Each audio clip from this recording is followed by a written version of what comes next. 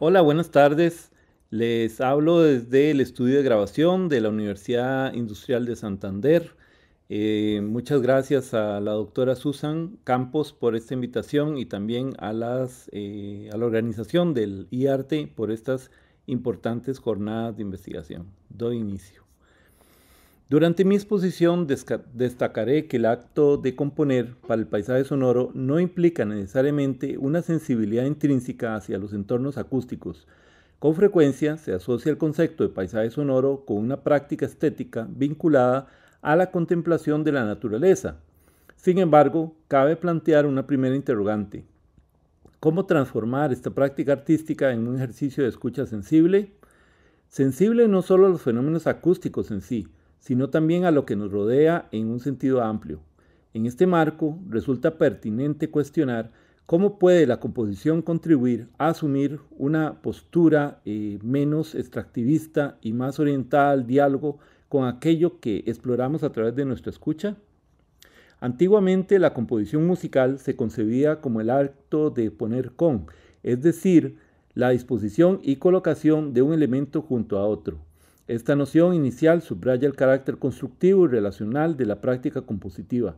En la tradición musical occidental, la centralidad de la escritura y de la notación relegó con frecuencia a la escucha al lugar de una mera verificación. Se escuchaba para confirmar lo que la partitura prescribía. Sin embargo, múltiples tradiciones orales, así como las prácticas experimentales del siglo XX y XXI, han desarrollado y han demostrado que la escucha como agencia y acto creativo constituye en sí misma una herramienta compositiva. Proponemos la escucha siempre en un modo de atención pasiva, siendo receptores de muy diversas informaciones y objetualizando esa escucha, estableciendo una linealidad como autónoma, cerrada en sí misma, sin ninguna posibilidad de exploración. En este punto, cabe preguntarse si la escucha constituye un medio primordial para el acto de componer, en los casos en que se es consciente de su uso. No se encuentra no se encuentra ya implícitamente infiltrada en la definición misma de lo que entendemos o delimitamos por composición musical. La escucha, más que una habilidad innata, puede concebirse como un enjezamiento frente a cualquier fenómeno sonoro, incluido el propio acto compositivo, en el cual parece erigirse como un medio fundamental. Tal como lo señala el compositor alemán Hedwig Lagemann, no es un mero entre de la idea al papel, sino que desde ese punto intermedio surgen nuevos puntos de salida. Cierro comillas. Es decir, la escucha puede concebirse como un dispositivo oral que nos permite profundizar no solo en lo que nos rodea, sino también en un punto de cruce entre las distintas formas de percepción, modos de aprender y de comprender el entorno y su posterior incorporación en la composición musical. La escucha atenta posibilita un distanciamiento de nuestra escucha preconcebida, al tiempo que abre la posibilidad de trascender aquello que practicamos como propio, puesto que lo cotidiano rara vez se percibe con plena conciencia. Como afirma David Tup, abro comillas, escuchar con atención revela también un universo de sonidos próximos e internos vinculados a las funciones corporales, el latido del corazón, el flujo del aire al entrar y salir por la nariz, el cierre de los párpados, el movimiento de la mandíbula, entre otros. Cierro comillas. Entendida como un dispositivo, la escucha se convierte en una herramienta compositiva que instaura un modo de interpretación perceptual capaz de suscitar estrategias de creación distintas a las habituales. En esta dirección, Curtis Rose, en su libro Microsound, nos da una pista de cómo la escucha puede derivar otros caminos posibles en la composición, cuando afirma, abro comillas, uno podría explorar las fuentes del microsonido de un instrumento musical en el momento mismo en que emergen y sus aleteos infrasónicos. Cierro comillas.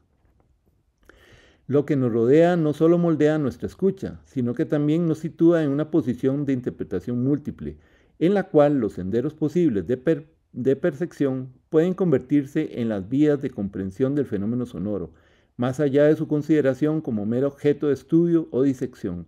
No obstante, una vez y otra vez, tendemos a fijar un nivel de perceptual general de la escucha, olvidando que ésta encierra múltiples capas y diversas formas de aproximación al ámbito oral. El carácter estratificado de la escucha se vuelve particularmente evidente en contextos de cualquier ambiente sonoro. La multiplicidad de capas, desde lo micro hasta lo macro, desde lo íntimo hasta lo ambiental, obliga a tomar decisiones perceptivas que a su vez influyen en la práctica creativa. En este proceso, la escucha no es neutra ni transparente, se convierte en un filtro cargado de subjetividad, memoria e intención. Abro comillas. Cuando escuchamos, intentamos habitualmente encontrarnos a nosotros mismos en los demás. Queremos encontrar nuestros propios mecanismos, nuestro propio sistema, nuestra racionalidad en el otro. Cierro comillas. Afirma el compositor Luigi Nono en su manifiesto El error como necesidad.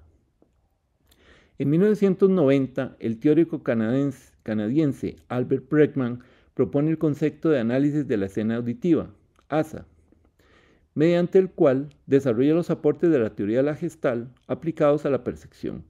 Esta perspectiva busca explicar cómo nuestra cognición enfrenta el acto de escuchar a través de la organización de los sonidos en secuencias o flujos de información, denominados streams en inglés.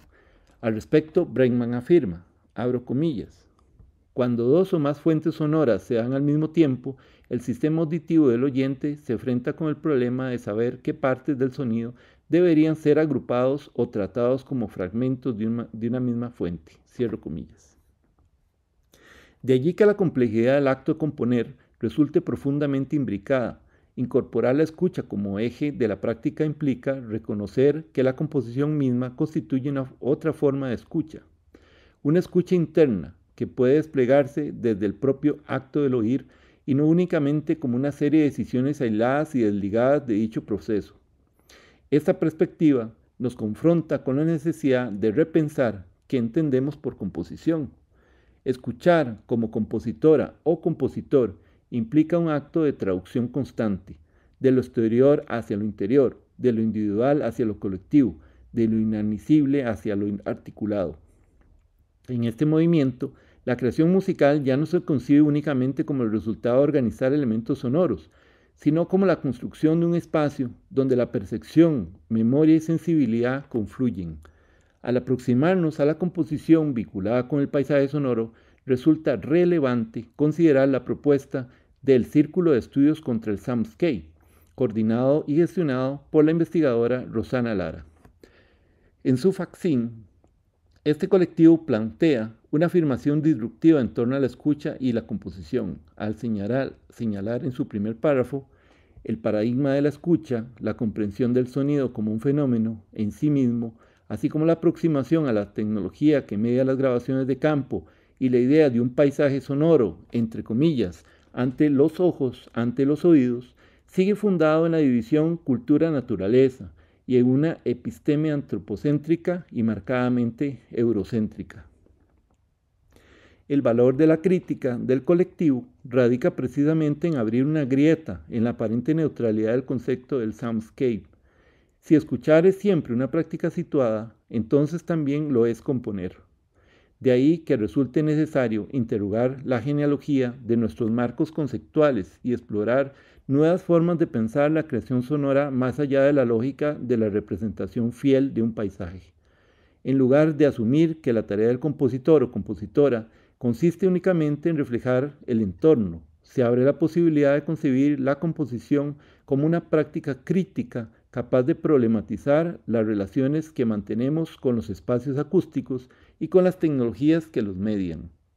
Una postura quizás más radical en torno a la concepción de la composición fue planteada en el 2002 por la compositora canadiense Hildegard Westerkamp, quien enuncia, abro comillas, estudiamos los diversos aspectos del sonido y los aplicamos a situaciones de la vida real, más que permanecer marginados produciendo música culta, inaccesible y abstracta, destinada a audiencias exclusivas y reducidas.